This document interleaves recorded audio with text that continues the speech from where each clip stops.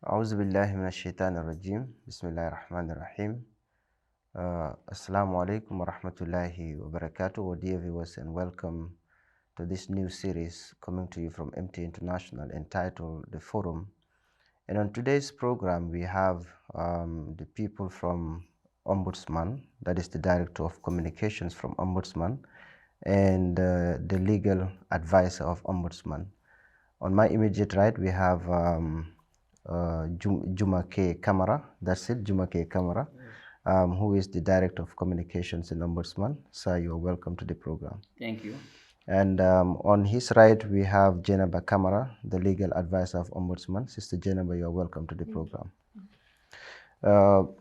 Brother Juma, let's start with explaining to us the importance of administrative oversight. In other words, the need of the Ombudsman's institution. All right, thank you very much. It is a pleasure to be on your program. When it comes to administrative oversight, we will look at it in the context of Ombudsman. There are various means of administrative oversight, but since this is about Ombudsman, we have to look at it from that context. Generally, when it comes to looking at the public sector, we have to look at the issue of good governance. Good governance has a number of elements, but one of the most important elements in this context is that of accountability and transparency. So there is need for institutional arrangements or institutions to be put in place to not only ensure there is accountability and transparency, but to safeguard issues or whatever surrounds issues of accountability and transparency. So administrative oversight has an element of this to ensure there is accountability and transparency. Public sector management or public administration, we are familiar, is such that there has to be checks and balances. And that is why we have the various arms of government. You have the legislature, you have the judiciary, you have the executive. This in itself, from the word go, is an arrangement for checks and balances. The same way we have other institutions, and the Ombudsman fits within the scheme of things, within this arrangement, this system, to ensure checks and balances. Why checks and balances? So that no arm of government, so that no authority, no institution or segment or entity has overwhelming power or too much power. When power is concentrated in one entity or one arm or one segment, this affects public administration because of some consequences that in the course of our discussions we will come to know. So making sure there are checks on institutions, public bodies or institutions, that's the need for administrative oversight in the form of Ombudsman. If you look at public administration or public sector management, public institutions are run by people, so it's driven by people. People who manage, who run these institutions, they are the people in charge, the MDs, the chief executive officers, the managing directors, the managers, the whatever title we give them. These people run public institutions. It is their duty to administer. And administration is about making or taking decisions. So what type of decisions do they make?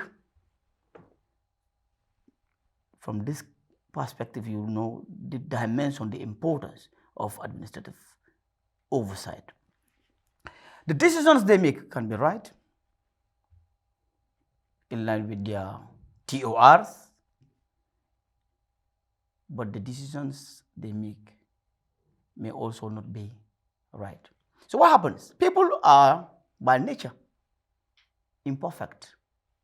If you give somebody an institution to run, he's a human being in the first place. Human beings by nature are imperfect. So within the imperfection of man, there is a possibility of mistakes, errors. There can be sincerity, but decisions can be taken in a way that the person who takes decision, although sincere, believing he's doing the right thing, but he's not doing the right. But that's also, and so therefore, there is need where these issues arise or these situations arise, that a decision is taken and it is not right, owing to mistake, human error. There is need for some form of arrangement to take care of that, because that needs to be addressed. It needs to be removed, or it needs to be readjusted. What mechanisms, what do you have in place to ensure that is done? This is the aspect of administrative oversight. When decisions are also taken, sometimes they are injurious to people. If they are injurious to people, if they harm people, if they subject people to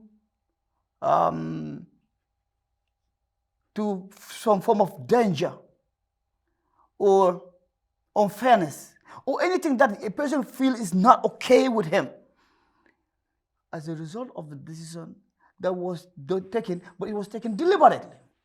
So what happens if you have scenarios like this? This is another aspect or dimension of administrative oversight. So people will take decisions deliberately to harm you, deliberately to deal with you in a manner that is not fair, deliberately to belittle you, to oppress you. So where there is another arrangement or scenario like that, what happens?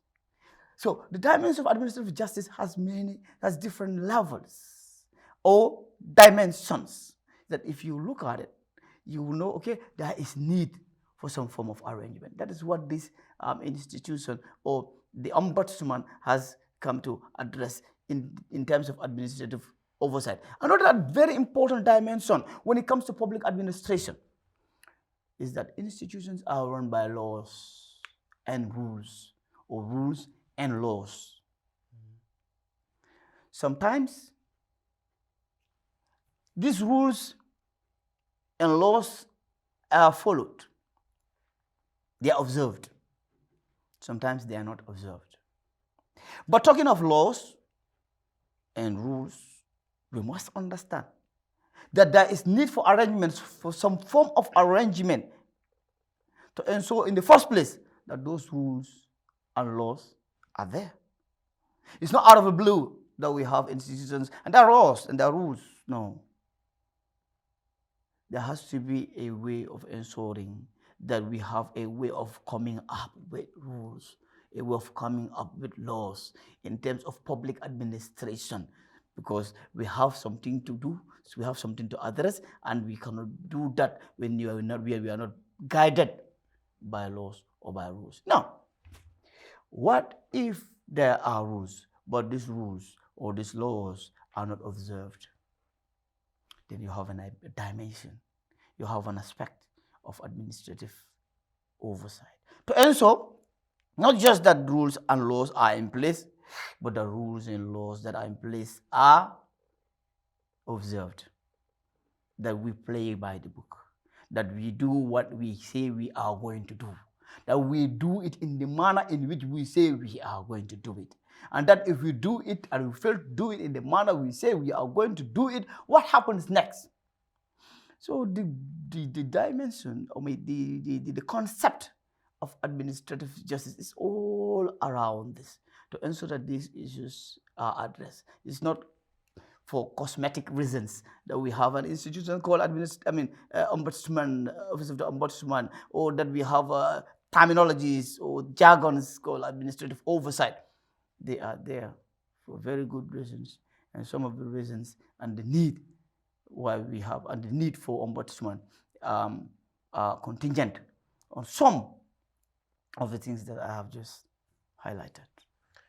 Thank you very much, Jumake Kamara. You have highlighted very key important points, and this is all about public sector. All that you have said, does it only apply to the public sector, or other sectors are also included? I think we make that clear before we confuse the people. Okay, we can make that clear, and later on in the program we will also want to highlight these things and expound on them. But for now, it should be very clear that the Ombudsman Office is a public sector complaints institution. When it comes to complaints, or when it comes to oversight, we have powers only over public bodies or public institutions. So private institutions are not included. Institutions are not included, they are excluded. Thank you very much. Now we go to Janaba Kamara, the legal advisor. Janaba, let's first of all tell us how did this office, the Ombudsman, came about before we go into other things. Thank you very much. The Office of the Ombudsman started, I think we should start by the Constitution, the provision in the Constitution that provides for the creation of the Office of the Ombudsman. In Section 163 of the Constitution of the Republic of the Gambia, 1997, states that an Act of Parliament should come into being to create this office. So eventually in 1997, the Ombudsman Act came into being, and it's called the Ombudsman Act, creating the Office of the Ombudsman. So that was how it was created. And I think it started operations in 1999. Yes. Basically, that's the history of the Office of the Ombudsman. Okay, thank you very much. I'll come back to you, Juma K. Kamara. You have mentioned about the public sectors. You have mentioned about good governance, accountability. You have mentioned about laws and regulations that governs those institutions. And you have also mentioned if at a point, let's say, a government official put in a public sector has not applied those rules and regulations, or has applied them in a way that he or she shouldn't have, or they have been applied in a way to hurt or injure the interest of other people. So it is where the Office of the Ombudsman have a say. Now let's say, for example, someone is mistreated unjustly at their workplace. What should they do? Should they just come to you with a complaint, or should they try to solve it inside? Or what are they going to do in that case? Okay. When you are a victim of an act of maladministration, we encourage that you take steps at institutional or departmental level to address it. Sometimes when problems arise at institutions or the decision makers, like I told you earlier, it is not all the time that when they take decisions, they do so deliberately to hurt you. So the moment you bring it up, maybe what you were going through, the feeling that you have, that you feel you are unfairly treated, maybe they are not even aware that they are treating you unfairly. Yeah. So we encourage that you bring that up with them, or the person that you are directly answerable to or next to you, or whoever is there that has the ability, the powers to address your condition. Bring it to that person's notice that this is what you're going through, that this is what you are aggrieved about, and this is what you want to see addressed. And if nothing is done about that, then or steps that have been taken are not satisfactory to you, you think more should have been done, or you believe you have not got redress, then you walk to the office of the Ombudsman to lodge your complaint, or you write it yourself and take it to the office of the Ombudsman, or you can even email the Ombudsman, or you can even use our online complaint, which we have on our website. So you can use other means, or you go there yourself, complain verbally to the complaints officer, and the complaints officer will reduce your complaint into writing, and it will be read to you. If you're satisfied, you open your signature, and it becomes your complaint. So this is the steps. These are the steps that you. But if under the circumstances there is no possibility of you going to the people who are the subject of your complaint in order to address it, then it is still within your rights to come to the Ombudsman, and the Ombudsman will listen to you and take up the matter and handle in ways that are in keeping with the Ombudsman Act or laws that are regulating the work of the Ombudsman. Now, let's say, for example, a complaint is unjust. How would you deal with that? If, like for example, someone bring a complaint, but the person who brought the complaint is the one at fault. Then investigations having been concluded, the complainant would be informed that having investigated the matter, the Ombudsman did not come across or did not find evidence to support his claim. Therefore, if it is a case of unfair treatment, the Ombudsman will conclude that he was actually not treated unfairly. Or if it is a dismissal, for example, the Ombudsman will uphold the decision of the institution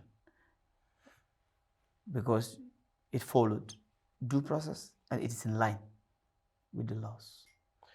Thank you very much, Jumake Kamara. Now we come to Janaba Kamara. Let's talk about what is the structure of the office of the Ombudsman. Okay, thank you. The structure of the office of the Ombudsman is at the top of the, would say is it the ladder or the? We have the Ombudsman as the head of the institution. He is the head, followed by the two deputies. He has two deputies under him. Then after the deputies, we have the directors, heads of units, the various units that we have within the office. We have, for instance, the investigation unit headed by a director. We have the communications unit headed by the communications director, and also the human rights unit. So underneath these units, we have investigators and the various people under their unit. For instance, under the investigation unit, we have investigators ranging from principal, senior to investigators. Then we have in the human rights unit too, the same thing. And he has officers also in his unit. So we have also the administration that is on and the HR issues under the admin manager. She looks over the admin issues and HR issues and the other admin staff under the admin manager. Yeah, so the legal officer stands in the center that receives files from all these players.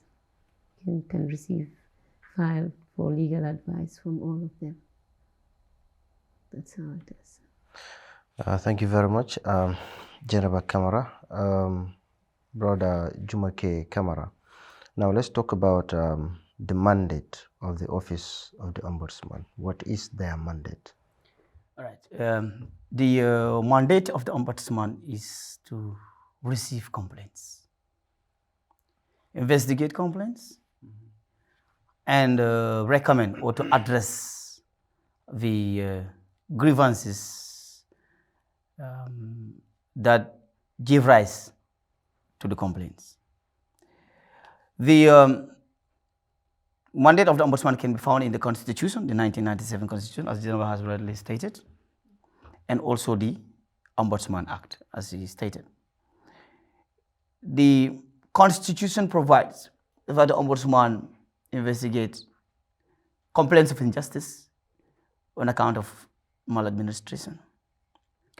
But it did not stop at maladministration. It also mentions discrimination under Chapter 4 of the Constitution.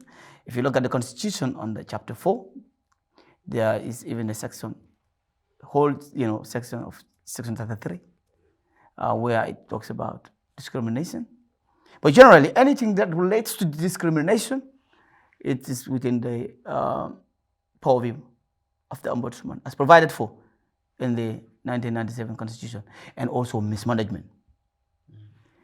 Then you have the Ombudsman Act, which provides that the Ombudsman receives complaints from members of the public, complaints relating to injustice, again, maladministration, abuse of power, corruption, unfair treatment of any person, any member of the public, being an action of a public officer in the course of official duty.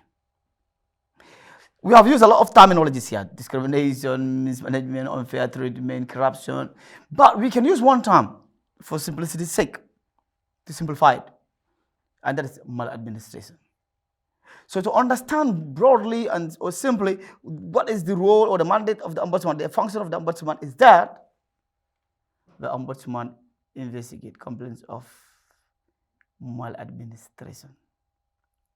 Because why one word maladministration is sufficient is that if a public officer involved in acts of corruption, is that good administration or bad administration? That's bad administration, yeah? Maladministration. If a public officer abuses his power, that is maladministration. If a public officer treats anyone unfairly, that's maladministration. If a public officer abuses his power or does anything that is not in line with the laws, with the rules governing the public institutions or public sector, that is maladministration. So mismanagement, corruption, all of it can fall within maladministration. There is an element, it states, acts of public officers or public institutions, let's say public officers, in the course of official duty. Because a public officer is a public officer because of the work he does. But a public officer is also a husband, right? A public officer is also a wife. A public officer may also be an imam. A public officer is also a neighbor. A public officer can also be a businessman somewhere, some form. So we are not just saying you as a person, because you are a public officer, whatever you do is within the jurisdiction of the Ombudsman. No. So maybe later on in the course of the program, we go into details about jurisdiction. But for now, let's understand that the function is that we receive complaints from members of the public. Who are members of the public? All of us. If you are a student, you are a member of the public. If you are a gardener, you are a member of the public. You are a petty trader somewhere, you know, you own a corner shop here, you are a member of the public. You are a footballer, you are a member of the public. Whatever section you are a member of the public. You don't have to be a public officer. So a member of the public is that the person lives within the jurisdiction of the Gambia. You don't have to be a Gambian. You can be on transit even. You are a member of the public. You can be here for 2-3 days, whatever days you are here for, and you are continuing, you're going to Senegal. You are a member of the public. So members of the public is all of us, as long as you are a human being.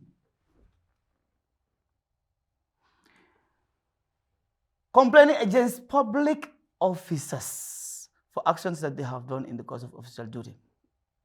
Also, if you are a public officer, you are a member of the public. Because this part is important in the sense that some public officers, they should I say parochial in the way they conceive the ombudsman, or any attempt by anybody to subject their actions to scrutiny. They are narrow-minded in the sense that they see, okay, they are complaining against me.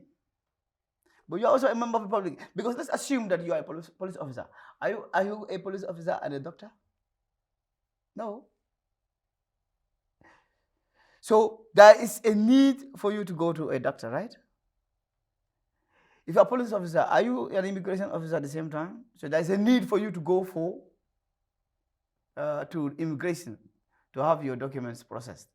And to go you will not go to your boss. To go to court.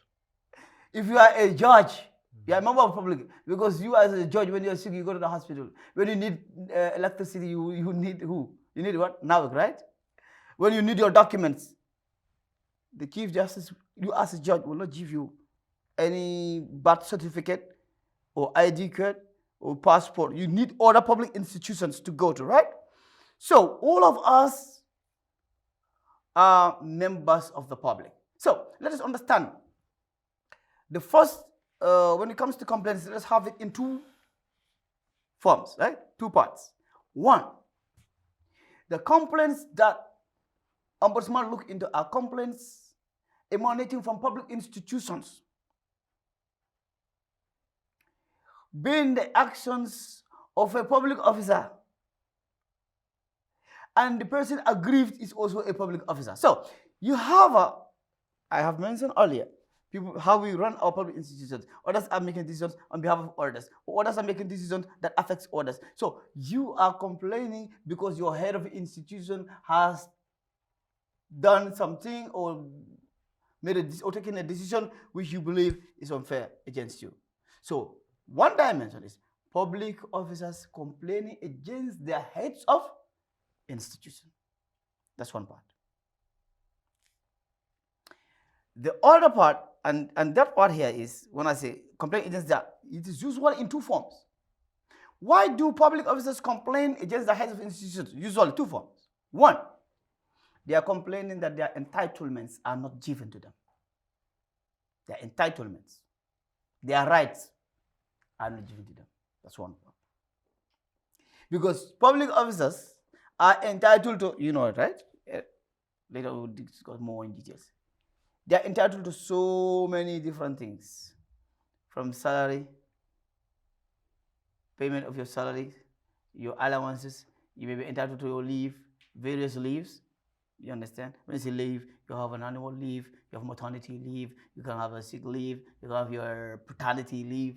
Right? If your wife was given birth, you go and home for 10 days and you do a babysitting. You're supposed to do that, So you have your entitlements. But another dimension is punitive actions within public institutions. Punitive actions. Punitive in the sense that when a public officer has done something wrong,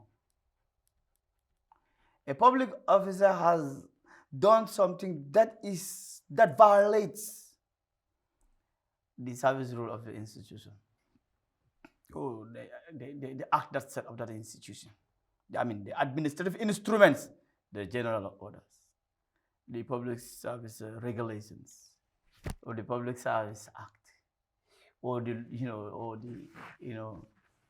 the elephant in the room, the constitution, right? There is within the powers of the institution to punish him or punish her. And sometimes these are the issues that give rise to complaints. Mm-hmm. One, you have punished her for something that he has not done at all. It's not done. You have received information that somebody has done something, but you did not follow due process to investigate, to hear from him. And then you arrive at the conclusion that he has committed that. So on hearsay, you decide to punish. Oh yeah, he has done it. He has committed the act that he is alleged to have committed. But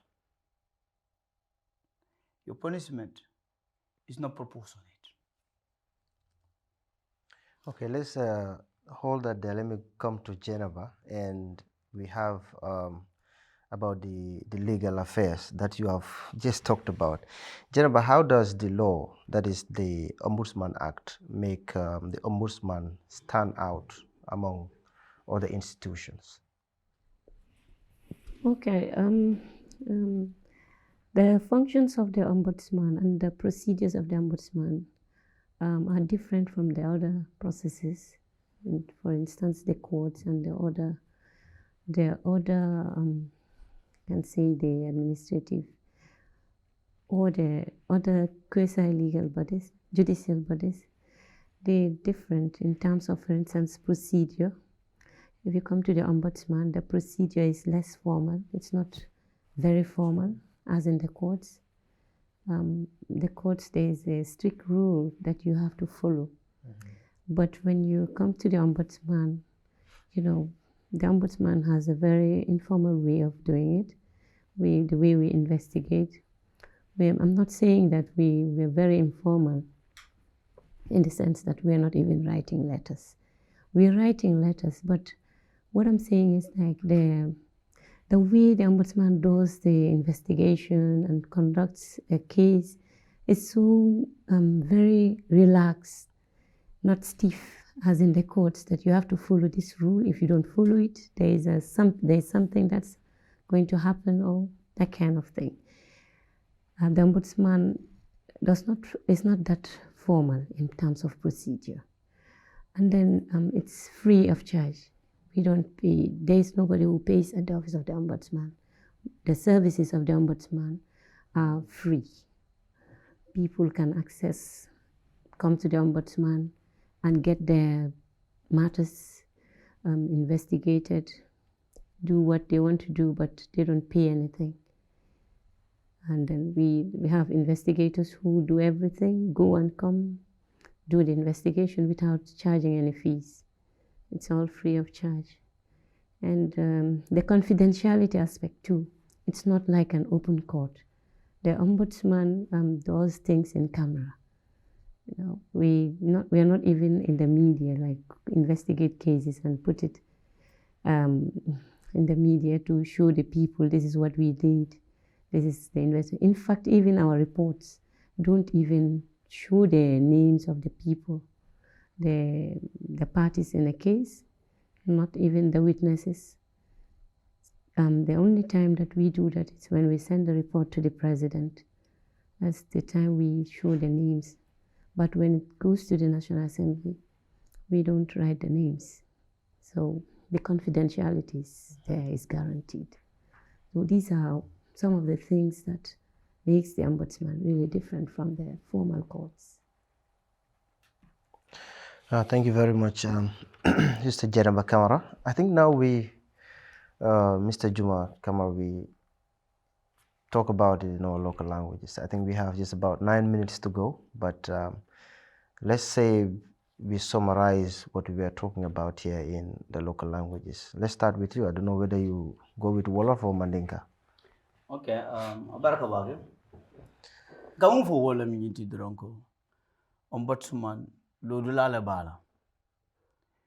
Ko ninko mararo dalilo leka sabu purunga bundal londe. Mol buka bundal londe katun lafita kadu ko di modola. Isaje do kula lesia. Non do ko so de wol faleta yo alanga bunda do folo londe yo mo mo sabas do ko soto sai alanga bunda do londe isaje mo tam fana si do ko soto sai alanga bunda wonte hana tara wol dol fanal ka ke fenade men ko aka nafa soto bar wala mi nyinde ko wolo dulal ni wolo kangol aku moyata le pour moli wolo membe je dono ningo ombudsman fo mo nga faham muni atnan ko ombudsman muni atnan nata pour ka tara jim banko ko anu wala kuma ya abadande nyina la ko fonga faham ombudsman se mine keno moli ala lon kangol mo munati ni mol malong ombudsman la lon kangol men di te muna fanola la ning pen kila be la bungo ko pen kila right e kuma be dimi kanga ma beron kularon ko hanna tara laron kularon ko ke kuma la men kanga dat na lo pen kila ite rafa hana sujati ite atat na la yena fa fo yalon ko okay pen kila felante nyabe na kularon ko to utumole ba minna no ay nina fa so ombudsman dum fana abe sirim fe jam fu ngalong muni yatina ombudsman be jam ko ombudsman abe jan ni kam man ko ka korosuro ke mansala bundal mansala do kulal e kamune ke miyalon ko anen silo manta ombudsman de jibiro ko yamine ke fana miyalon ko anen silo tatal ombudsman de jibiro ko banni ayatara dum silo luwal anen sartol minil be lare ko mansala do kula le nyante nyatile na wala la kaje ko ila barol ni we nyomoy ni o manke modol hakole be tinyala wonto modole be mantorala sa wala mantoro ombudsman be loren pour ko wala nyaaji nyafita asikum bono asinano ombudsman aya say mum bije wala mi ngo bunda fula bije mi nyanta hakilo to la dame pour ko ombudsman la do ko faham wala mi do mul mi nyalon ko be do ko wala man sakunda do ko dulal to wato dole bije iko ya bayle anin sino manta iko ya sindin iko ya fonyandi le ya suspend le wato dole bije ya balala hakola wala ya balala jolela ya bari ala alaman sol do la nyanta ka mun soto wato dole bije fana men ke bali bari ka nafa ke la kodi la mi alon ka fengo di la mi alon ko la hakola misala fe iko okay mun nga jole ha nga jole wato nga la hakodi hani aja jola wato la niko nin karo fade nyanda kan tajo karo fara fondun tanyin karo la til tang te man joso wala karo fara fondun tanyin karo dola til lulu man joso han ka bi la nyen to tinya karo na fara dro nyanda kela joso sen kam mum fo wala fo joro la karo la lamba fo ito dum isulata lifol le la bang nyanda fanyon dingol soto la ela sa wosan fanyon dingol bang fo dum la musolo wuluta wonto musonyin fo atele kono soto anyanta ka karo woro siba anu wol sifal kam fo mun yalon ko mum wol la hakol ila nyantol la wolti ila doku dulal ni e bali yala ombudsman be jele pour wo mo le taje ombudsman ye sembentu yam anim fo lanjam ni ayata e ko yo kululol le la mol kan ila doku dulal to mi yalon ko amon ani silo manta ay nyantol tinyale ay mol la hakol nakarle kululo nyine landa tambida ya kulu men nafa man nyina kulula wala han ka bi ngata mari fana hana tara e kulake kululo ni wo nyanta nyomoy lale bar bundal men ka foko masala bundal ko kolbe lar ne be seniyare ni be lankene wari pour mol ngalon ko ninyin keta nyina nyanta sabula wala to ninyin keta ni nyin do ka mu landa tambole kan ko landa tambo fana mul luwan tayale nimme ye luwatinya ya kulu nyindo me ya kulu luwale sembo di ala bana landa tambo ka fane luwan tayale so ngam fo fanalla mebi nyaatu han ka be kachal be gena yiro wala le misal jamal di la bar mebi jewlo fanalla ni wala soro ale borna ombudsman bunda do nyin wala nyindi ko ndelmel be siri nyim banko ka masala do kulal be siri ndene purun teliye sorry purun teliye ni ayatar na sulo be je pour ko ta wol kam pour ngam muna fang service wala loyer londe pour yamel di molla wo kono e ku ke molla mun ya lon kan luwa nen sartol foto nyo kole ndel fana ngan yeso la pour ngam bori ombudsman sa manke man sekunda la do kula damat e de membe siri nyim bango fo mu gambe dingol ti bang e man ko gambe dingol ti bang mo mun dimbe gambe jang ye loi e sansan mo mun dimbe gambe jang andi te man ko gambe no fongoti wala ite fam bulunda wanda in fa ibe cross ka ibe boka Senegal la ibe cross ka katambi ite fam banko la loi e sansan ka jo ko mo mun dim ya lon ko be banko kan ni aya tara ni man sakunda ado mo buka masala do ko la kar mo buke kar mo min yaade banko kan ala sulo be masalo ni sasa taka damdo lo tan ni bare do karon le be sabal do war do private school ba bar jama be masal kar mo ni sulata birth certificate la jate ngana bona bola kadi na re sulata ID card la ani passport immigration wala kadi na dal mal dum dañu la karam police saka al sama sala do ko al karno alte karno na sulata ko la karam do kasba ngala ka apply do na rek ha ni ñata namo jole kadam tolo jiare mo ne be ñam banko mo belam ciow hane membe transit le ab police traffic police be tarla silo kan waran na airport la immigration tarla je so mo biye wala ñindi ko ni aya tarantel ndata masala bunda pour que muna fan service la andu ye men kan ga ni silo monta tapala ya silo lam wato do biye tapala silo lam e sita man sekunda yesu la service la ye kule kam na silo monta wala tapala ya tele nyimboka jo iko ka jo ala ka jo le anyanda ka jo le ndale sikeme la iko akadabul sikeme sabatro isaje ay taria kadi so waran don e joro ke e marisito dilo yan mo joro ka marisito so akam da ko ma jo muna nan ofo ko wat dole binala o mo kilin dol fanan la fanala isina nyi nin kala okay te dum nyanda e kon tanga jo le ko okay la resito na fena se marisito na fe ko ya jo mi do hanne dara bi safere tel bulo konon ngamum fije wolum to ko tapale ya bundal min ya lon ko mansela do kulal katlin banko silal ombudsman be siri janne pour kalo wo molye ki fasa isaje ko ila nyanto momenti ila hako momenti isa soto Thank you very much, Jumake Kamara and Jenaba Kamara. Both of them are from the Ombudsman office. We thank you very much for being with us. I think this is all time allowed us. I wanted to go to her to test her level of Wolof, but time will not allow us. Assalamu alaikum. mbokk yi tedd yi lii la ñu waxtu mayoon bëggoon nañ dem waxtaane luñ waxoon fi yëpp pour ñu waxtaane ko ci kàllaama wolof waaye waxtu bi lii rek la ñu mayoon. This is all time allowed us. I think we will leave the rest until the next program. Then we will give you a tip of what we have discussed here today in the Wolof language and maybe in other languages. But for now, from us MT International Gambia Studios, we say Assalamu alaikum wa rahmatullahi wa barakatuh.